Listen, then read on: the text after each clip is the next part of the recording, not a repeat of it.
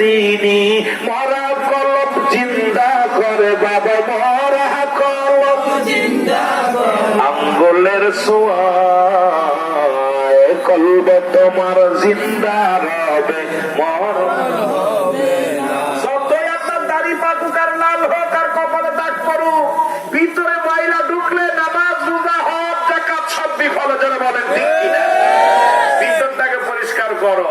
এই জন্য আমাদের বিজয় সরকার একটা গান গাইছে, গুরু বাবলা পাতার কষ লেগেছে দুলে পারে ওঠে না, দেলের ময়লা যাবে না। ওই দেলের ময়লা ভিতরে যদি থাকে, এই তেল নিয়ে সারা জীবন কপাল ছিঁড়া লাভ নাই, সারা জীবন তরিকা কইরা লাভ নাই।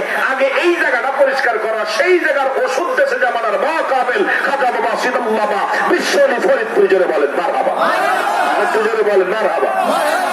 এই কলব তোমার জিন্দা রবে, মরণ হবে না। বলো কলব তোমার জিন্দা হবে, ওর সময় থাকতে পীর মুর্শিদের, সময় থাকতে পীর মুর্শিদের করো সাধনা। কলব তোমার জিন্দা রবে, মরণ হবে না। বলো কলব তোমার জিন্দা হবে।